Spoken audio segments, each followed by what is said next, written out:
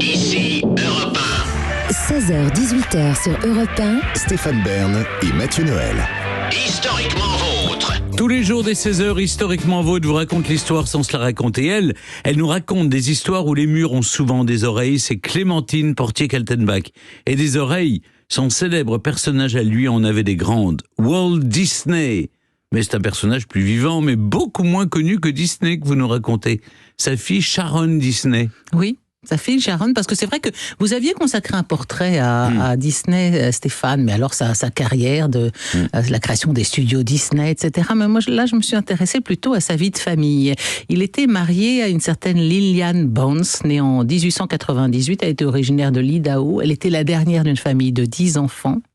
Et son père était maréchal ferrant, c'était une famille très modeste. Elle rencontre Walt Disney en 1924. Elle a été embauchée, ça m'a beaucoup amusé. J'ai regardé en quoi ça consistait. Elle était secrétaire intervalliste. Vous connaissez ça, Mathieu? Bonjour, je suis intervalliste. Qu'est-ce que ça veut dire? En matière Elle intervient à intervalles.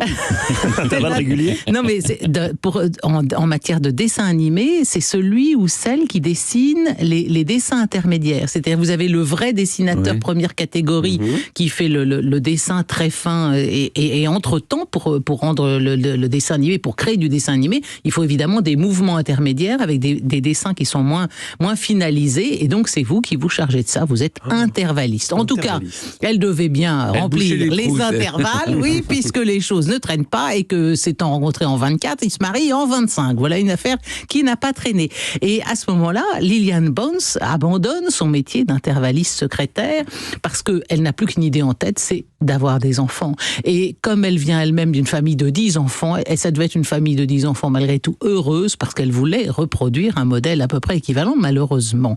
Entre 1925 et 1933, elle fait 3 fausses couches. Impossible d'avoir un enfant. Son mari, pendant ce temps-là, travaille comme un forçat dans ses studios qui sont en création. Ils deviennent tous les deux... Alors, ils ont mangé de la vache enragée à leur début en 28 créations de Mickey, donc ils deviennent riches, mais enfin, il est absent et elle sombre dans la tristesse, l'ennui, elle est accablée par l'absence d'enfants. Enfin, le 18 décembre 1933, naissance de Diane. Il aura donc fallu 8 ans pour qu'elle arrive enfin à être enceinte. Et les médecins lui expliquent que de toute façon, ça sera la seule. Elle ne pourra pas avoir un second enfant. Et voilà pourquoi, 4 ans plus tard, après la naissance de Diane, donc en janvier 1937, les Disney adoptent une petite Sharon, un ravissant bébé qui a 2 semaines. Et comme on ne veut pas alerter la presse, eh bien, le couffin où se trouve cet enfant qu'on adopte est exfiltré de l'hôpital par leur jardinier et la nurse. Interdiction absolue à quiconque d'évoquer l'adoption de Sharon.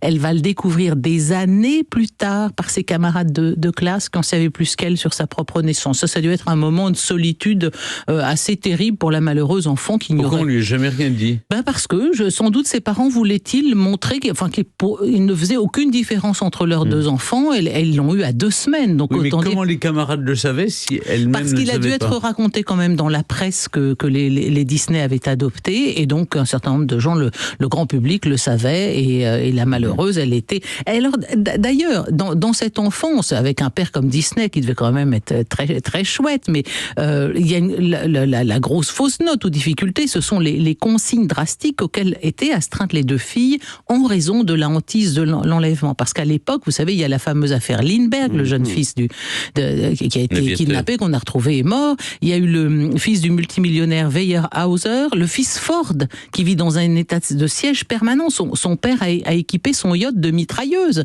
parce qu'il a peur qu'on enlève son fils. Donc, elles sont très, très cantonnées chez elles, ces 2 filles. Mais enfin, à part ça, elles habitent dans une grande demeure de style Tudor, à Los Feliz, un quartier de Los Angeles, et elles ont une très vaste piscine, où Walt leur apprend à nager. Dans cette maison, il y a un balcon à la Roméo et Juliette. Dans le jardin, il y a une petite maison qui ressemble à celle de Blanche-Neige, où Walt s'invitent de temps en temps déguisées en sorcières. Elles ont une salle de jeu, salle de projection, une bibliothèque naturellement remplie de contes de fées et de livres illustrés par les meilleurs. Le dimanche, elles vont faire du vélo. Elles sont toutes seules dans les couloirs du studio. Tout ça a dû être absolument fantastique. Et les autres jours de la semaine, c'est leur papa qui les dépose à l'école, au Griffith Park, où il les regarde faire du manège. Et c'est ce qui va lui donner l'idée de créer un parc où petits et grands pourraient venir s'amuser ensemble. Bon, Il est très proche de Sharon. Elle racontera, elle est extrêmement jolie, hein, Sharon. Et il racontera par la suite que il lui brossait les cheveux tous les matins. Il va l'emmener avec lui dans un tournage en Alaska. Bon, les années passent. Walt admet volontiers que Diane, sa fille naturelle, est le cerveau de la famille, et que Sharon brille surtout pour sa beauté. Elle fait d'ailleurs une scolarité chaotique. Il n'y a guère que dans le domaine hippique qu'elle soit assez bonne et assidue. À part ça, à chaque fois qu'elle entreprend des études, elle laisse tomber. Elle est un peu velléitaire. Elle se verrait bien mannequin ou actrice, et encore un peu mollement. C'est pas une énergie de faire. Elle va faire des petits rôles, des petits boulots au studio. Bon, elle est très mignonne, c'est vrai, mais où est-ce que je voulais en venir avec tout ça? C'est qu'à la mort de Walt, on ouvre son testament. Diane se voit attribuer une grosse partie des actions de Walt Disney Productions, ainsi qu'un pouvoir de vote. Et Sharon, zéro. Pas une seule action. Ben oui. Donc voyez-vous, Non, mais elle a eu de l'argent. Elle a dû avoir de l'argent par sa mère. L'argent ne fait pas tout. Oui, mais non, mais là, vous voyez, face à la postérité, même si le lien du sang, le lien du cœur, Walt avait caché qu'elle était adoptée, voulait faire exactement le même traitement pour ses deux filles, face à la postérité et l'héritage, il a quand même choisi le sang. Alors, ce qui est vrai, c'est que plus tard, elle est rentrée, Sharon, au directoire de la Walt Disney Company, mais en 84. En 84, hein, elle était née dans les années 30, je le disais. Enfin, sa mère avait dû quand même corriger le tir, parce qu'en mourant, oui, elle a laissé 11 millions de dollars à une école de danse, et donc elle les avait. Mais je pense que c'est sa mère qui a souhaité corriger l'injustice qui lui avait été faite par Walt en mourant. Donc, vous voyez. Donc, moral, c'était pas un type aussi bien que ce qu'on raconte. Oh, bah, bien, pas bien. En tout cas, là, pour ces deux enfants élevés dans les mêmes conditions, il y a quand même un moment où on sent que cet homme-là a dû se dire, bon, bah, quand même, ma fille naturelle est vachement brillante, et l'autre, c'est un petit peu une jolie pépé qui a pas grand-chose dans le ciboulot, donc mes actions de mon studio, je les laisse à l'aîné. Et ouais. Merci beaucoup, Clémentine.